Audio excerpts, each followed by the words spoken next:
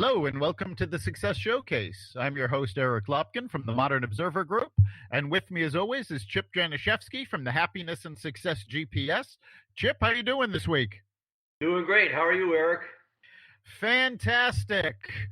Happy birthday. Thank you. We are coming to the end of unofficial summer as we approach Labor Day. So people are coming back from vacations, starting to get back into the swing of things with work.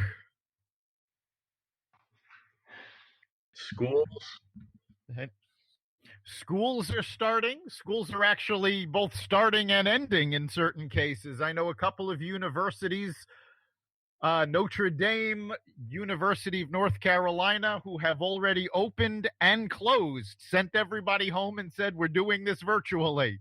Yeah. This is a strange year that we're going to look back on for a long, long time. So it really is. There's an ancient Chinese curse that says, may you live in interesting times. And I think that applies right now. We certainly live in interesting times.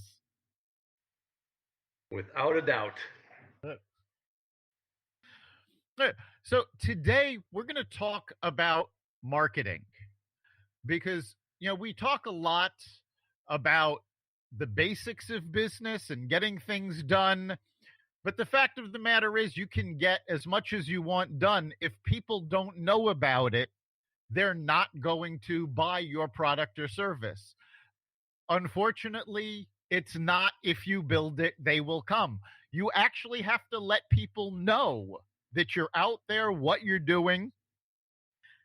So we're going to talk about, making some noise today, getting the word out and letting people know what you do.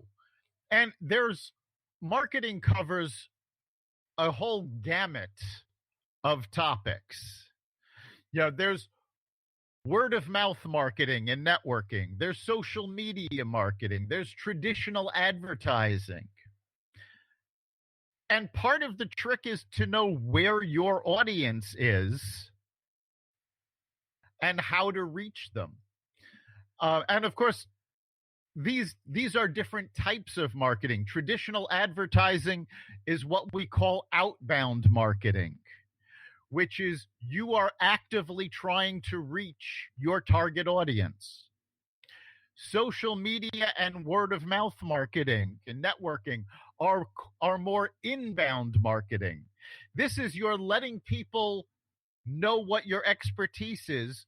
You're letting people know you're available, you're out there, but it's a much softer sell. And you're making it known that, yes, you're here. And when you're ready to buy, come talk to us. Yeah, you mentioned being an expert in your field. It's so important to do that. And but the outbound and inbound, one of the important things that I know that we're going to talk about today, especially in these changing times, is that you just can't focus on one method of doing things, that you're going to have to try other things. And just like we talk about all the time, try something, take a look and see how it goes, adjust as you have to adjust, and then try something new and keep that process going. Absolutely. That's where, you have to evaluate what you're doing. You don't keep throwing good money after bad if your marketing plan isn't working. And even when it does work, you still need to evaluate how well it's working. I spoke to a salesperson last week, and he told me to get enough appointments to fill his calendar, he has to make 70 cold calls every day.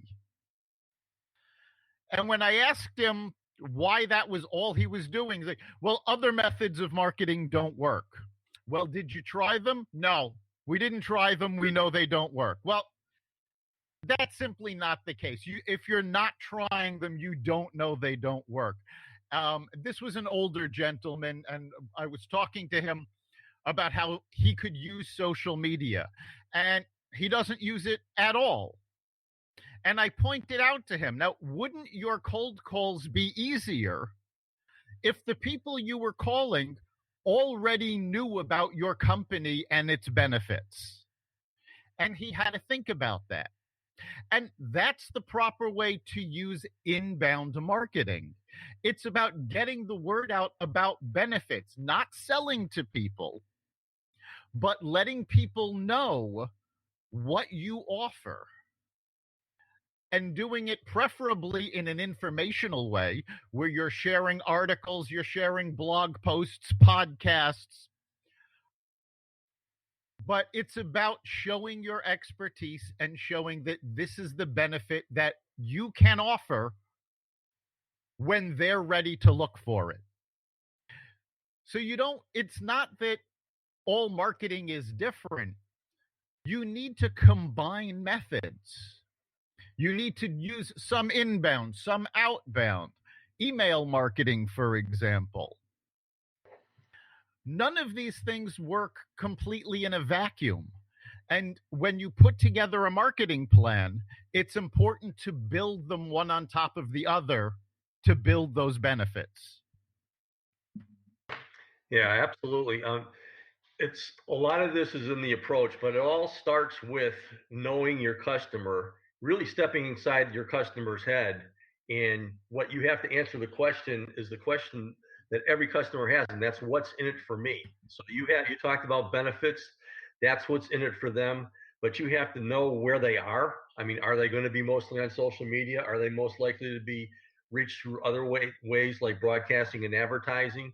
But you have to really step inside them. And if they're in several different areas, you have to come up with approaches for all that. But it comes to, again, the benefits, putting something together. And again, you have to satisfy a need. You have to ease their pain in one way or another. You have to make them feel comfortable. That's really what your business is solving those problems. It's not pushing widgets. Right. It's all about solving your clients' problems. And marketing has changed considerably, definitely over the last 20 or 30 years, but even in the last few years. Marketing used to be about getting your message to the customer or to your potential customer. Now it's much more interactive. Yes, you still want to get your message to the customer, but you also want to be there to listen to the customer, to hear what their needs are and how you can solve their problems. And that's where inbound marketing comes in, where outbound is traditionally about getting the message to the customer. Inbound is about having customers come to you, having them ask questions, and being there to answer them. Now, when somebody comes to you with a question, that's not necessarily a signal for you to start a sales process. And there is a difference between marketing and sales. Sales is about getting the customer to sign on the dotted line and purchase a product or service. Marketing is more informational. It's about providing information to the potential client. Ideally, marketing will lead to the sales process, but it's not the same process. Yeah, and we talk about basic human nature. We talk about this all the time, whether it's networking or just relationships. But people like dealing with people that they know, they like, and they trust. Listening is a big way of doing things. And one of our favorite books is How to Win Friends and Influence People. And that word influence is absolutely huge because by asking your potential customer a question or your prospect a question, and then getting them maybe through a series of questions, just asking them to really talk themselves into things is a way of influencing people by making things their idea and making them realize just by asking you questions and you giving them the right answer and prodding them along without trying to sell them, of just figuring things out for themselves. And once they figure things out for themselves, they're going to have a whole lot of confidence in buying from you or whatever, because that's what people like to do. Obviously, they like to feel confident in themselves and that they're making the right decision. So if you can lead them into that, that's a great tool to have. So figuring out how to do that with your client is very, very important. Knowing that your clients, even though they're looking for the same thing, are different types of people and have to be dealt with in different ways. So that's one of the challenges and also one of the fun things in doing what you're doing. Absolutely. People buy on their own schedule. They don't buy when you want them to buy. They buy when they need the product or service or they're moved to buy. The idea with marketing is to show them the door and let them know that that door is open when they're ready to make that decision. That door will lead to your sales process. The marketing is everything before that. So you want them to be familiar with you, and familiarity is key. Let's face it. Does Coca-Cola really need to advertise as much as they do? Does McDonald's need to advertise as much as they do? Both of these companies, I don't think there's anybody in the country, possibly the world, that hasn't heard of these companies. They know what Coca-Cola is. They know what McDonald's is. But those companies want to be top of mind when you start thinking, you know what, I want to grab a burger. Oh, I want to grab a drink. Even though people are already familiar with them, it's important to these companies to stay top of mind. And that's a big part of the marketing message. And of course, these are Fortune 500 companies. They do it through broadcasting. They do it through print. They do it through social media. They do it through billboards. They use a blanket approach. Now, most small businesses cannot afford a blanket approach. And quite frankly, it wouldn't do them as much good as it does these large companies. So you need to know where your clients are. Are they looking on social media? Where on social media? Are they reading specific magazines? While most businesses no longer feel a Yellow Pages ad is worth their money, if you're targeting an older audience with a service like carpentry, a plumber, an electrician, these businesses still do very well advertising in the Yellow Pages because their audience is there. Now, most of us want to be seen in search engines because, for the most part, Google, Bing, Yahoo, these have replaced the Yellow Pages. But you need to know where your customer is, and you should research it. You shouldn't just make an assumption. Yeah, absolutely. I mean, one of the easiest things that you can do is use those tools such as Google and just Google your business, the types of things that you do to see what shows up there, because you know that if your clients are going that way, you have to basically take a look at who's doing well, get ideas from everybody, and it's no problem if you copy some of the things that other people are using and put them into your own words. But we talked about Coca-Cola and we talked about McDonald's. I mean, those are food things, but a lot of people offer very, very specialized services. But one of the things that people have going for them is the fact that people do use the internet to look everything up. So that is really the new directory for everything. And the more exposure that you can get there, but having a very, very credible statement in there so that people are looking for more information. I mean, obviously, what you want to do is spur them into action. So you have to come up with your message, what your value added is. You have to give them ways to respond very, very easily to you and make them want to do it and put it in the right place. Absolutely. And Chip, you hit upon something that really needs to be reiterated, because most small businesses, when they put out advertising marketing messages, the most common mistake that they make is they forget to put in a call to action. That call to action is important. If you want somebody to click to your website, to give you a call, You need to have that call to action somewhere in your message. It doesn't have to be very salesy. It can simply be, if you'd like more information, call and your number. Click here to make an appointment. But you need to have that call to action because you want to tell your potential clients, if you want more, if you liked what you saw here and you want more, this is what you need to do. Yeah, and talking about experimenting with approaches too, I mean, that is a place where you can put in a little incentive for people to contact you. It could be like a free sample of this or that. But the bottom line is, this is where you can get creative and test things and see how they work. And if you're constantly coming up with new, again, mild, not salesy type ways to get people to click on something and look for more information, that should be a big part of your marketing strategy, because the more creative and effective you are with that, what it's all about is getting people to click through and contact you. That's what your purpose is. Right. And that's why most email marketing programs like Constant Contact, MailChimp, when you're putting together an email, most of these services offer what they call A/B testing.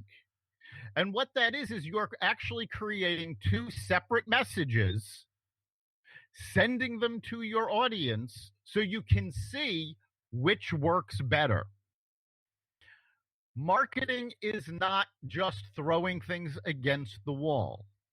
You need to keep track of what you're doing, what's working. Then target that. Oh, this email worked better than that email. Okay, let's figure out what the differences were and why that worked better. Then take that to the next level. Does this work better or does that work better? It's actually essentially using the scientific method. You come up with a theory, you perform an experiment, you view your results. When you take those results, that evaluates what you did, and then you make a new theory based on those results. And you try again, and you fine tune your message this way until you hit on the locations, the message, all of the different aspects of your marketing plan so that they meet the need that you have. Yeah, going back to one of our old time books, The E-Myth Revisited, it's the old cycle of innovation, quantification, and orchestration. Innovation is the idea, quantification is trying it out and looking at it and seeing how you're doing with it, and then orchestration is putting that in there into effect. But it's a constant process because things are constantly changing and you have to stay ahead of the curve for sure. So it's really, really important to keep that circle going and coming up with new ideas instead of just resting on your laurels and saying, okay, this works, we're just going to keep this going, and then 6 months from now, what happened to my business? Exactly. And something that's very important, especially now, as things change so quickly, is that when you put together a plan and you're evaluating how each of your marketing methods are working, you need to stick to that plan and stick to the evidence that you're seeing. Don't simply jump at the new shiny object. For example, if you have a marketing plan that includes Facebook and LinkedIn, keep following through on those plans. The new social media phenomenon is TikTok. But just because it's a new phenomenon doesn't mean your clients are there. It doesn't mean that, you need to shift your marketing over to the new thing. No, follow the results. See what's going on. Again, as I said before, there are businesses that still, despite all the new social media, all the technological advances, they can find their audience in the yellow pages. So you need to be able to say, okay, I did this experiment. These are the results. And keep following through. Don't be distracted by shiny objects. Yeah, and it's very important. I mean, there's a lot of different social avenues out there for you to use. And the good news about that, as opposed to Coca-Cola and McDonald's spending millions of dollars a year for their ads and so on and so forth, putting together a good social media program and using that is a whole lot less expensive. And it's probably not a bad idea to get an expert involved to help you out doing that, to manage the program for you. But if that's done right, there are a lot of people out there that have grown huge businesses just by leveraging it through there from a simple idea. So opportunity knocks very much there by using this properly. Absolutely. Social media gives you, and actually, I should rephrase that because it's not just social media, it's advertising on the search engines like Google, Bing, Yahoo, advertising on various websites through Google AdWords or DoubleClick, things like this. These digital tools give you the advantage that you can hit a very specific target market. You can target by interest, you can target by geography, you can target by people who have clicked on your competitor's Facebook page. So these let you target very tightly and hit your target market with a considerably smaller budget. And this is actually being adopted by video advertising. You can do this through YouTube now. I just saw a presentation. Hulu has a self serve option for advertisers that you can sign up for this dashboard and target who you want to see your video ad. So there's a lot of ways you can appear much bigger than you are by targeting well. And I always say, this is about multiple steps. Say there's a specific company that you want to get into, you want to sell to this company. Well, a great way to do this is to target on LinkedIn people that work at that company. So then all of a sudden, people in that company are aware of you. They've suddenly started seeing your ads. So when a direct mail piece hits their desk or you call them, it's not exactly a cold call anymore because they already know who you are. Yeah, and taking that to the next step, it kind of leads back to the good old person-to-person networking. Because the bottom line is, number one, you have to develop a credible business and you have to get a great reputation out there. But once you do, if you have a network of these days strategic partners where you actually can get together and refer people to each other, the more you formalize your relationships, that's so important as far as moving ahead. So if you are targeting that company, I mean, one of the best things you can do through your network is to say, hey, I'm looking to reach this person at this company, which, by the way, if you're doing a networking commercial or networking meeting, the more specific you are saying, I'm looking to meet this person at this company, the more specific people will think about you. But if you put that out there, the likelihood of somebody knowing somebody there or connecting the dots 6 degrees of separation is right there. But developing a credible business with a really, really good network of strategic partners that help to promote you is really, really important in knocking down those doors, because no matter how good a program is as far as pushing things out on the internet, this and that, whatever, if you can go in with a positive reputation up front because somebody referred you, that knocks down a whole lot of doors up front. Right. And you want to be able to make those connections easily. So there are networking events through chambers, through networking organizations, through trade organizations. If you are looking to sell to a specific industry, join their trade organization or association, attend some meetings, get to know people. The more people you know, the more likely you are to have somebody that can connect you to the person you're looking for. Yeah, and a And lot that of, if you're targeting some of these people, I've done a lot of work for DOT, disadvantaged business enterprises. They want to do construction projects for contractors because 10% of the contract work has to be done by them. One of the things that I recommend, which you just brought up on, is that a lot of these organizations and associations for contractors actually allow people who are vendors into that in what are called associated networks, where they can get an associated membership and attend meetings or events that way. So if you can go there, if there are organizations or associations for your target markets out there and you are able to get into those somehow, that's a great thing to look into. Right. And you can, I mean, you can network certainly in person where allowed now, but there are so many events being held via Zoom. So you can attend events from wherever. There's also a lot going on in LinkedIn groups and Facebook groups. Join these groups, have conversations with people. Again, this is not about selling, this is about creating your reputation so that people know who you are. And when you start doing that, one thing that is incredibly key, do not use jargon. You may think everybody knows what you're talking about, but if you're meeting people for the first time, make your message as simple as possible. You want them to understand and not have to think about what you're trying to say.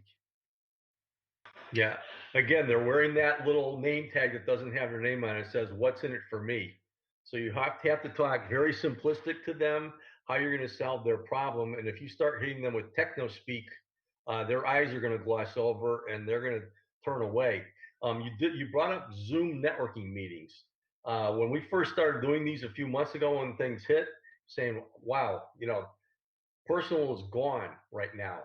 However, seeing faces on Zoom and getting together, one of the most fun parts of networking meetings, if they have these, is the pre meeting where everybody's talking to each other about different things and you're getting to know each other. And whereas in physical networking meetings, your purpose is to walk out with appointments to meet people afterwards to get to know them, you're actually getting to know people now when you have 20, 30 faces on a screen every single week when you're going to these things. And even though you can't see them physically, I found that this is a really, really great way to come together in a lot of fun ways that you aren't able to do when you're there in physical groups, because you can't talk to everybody all at once like you can on the screen. So I highly recommend, there's a lot of chambers of commerce. You and I belong to a really great one in West Hartford that averages 30 people or more every single week at these. And we have some of the most fun conversations every week for 15 minutes before we even start the meeting. And the group's very, very tight knit because they're getting to know each other outside the box that way before we do our commercials. So I highly recommend leveraging Zoom or however people are doing their networking meetings right now, because those are great places to meet people and get in quicker than you normally would be able to do when you're attending physical networking meetings. Right. And still, the idea of these larger meetings is you want to connect with these folks for a one-to-one meeting. My goal when I go to a networking event is to not walk out anymore, but to sign off of the Zoom meeting, having made some contacts that we've made appointments to get together through Zoom one on one to get to know each other better. This way, I get to know what they're looking for, what their businesses are. And if I can connect them to the people they're trying to get to, it's that much easier once I get to know them. Yeah. So we're coming up on the end of our time. What do you think the big takeaway from today is? Well, obviously, you have to have a service or a product that solves problems or makes people feel comfortable. But what you need to do is you need to come up with a plan. You need to try a few different ways, have a very, very concise message, a way for people to respond or reach out to you, and just keep innovating and using things, because obviously there's a lot of opportunities out there that aren't that expensive for you to make this work if you really, really go at it in an organized way. The sky's the limit with what you can accomplish. Absolutely. I think for me, the big takeaway is simplify your message, make sure you've got a call to action, and make sure that message is going out where your potential clients are. You put those three elements together, and you can make the noise you need to get people to come to your business. And again, remember, it's not if you build it, they will come. You have to let people know you're out there. And now more than ever, it's important to let people know you're still out there and you're still doing business. You've been listening to the Success Showcase. You can catch us every week at xvadio.com/podcasts. You can also find us on the Apple Podcasts store, Google Play, iHeartRadio, Spotify, Stitcher, and wherever you find podcasts. Remember, make this your best week ever and make next week even better. See you then.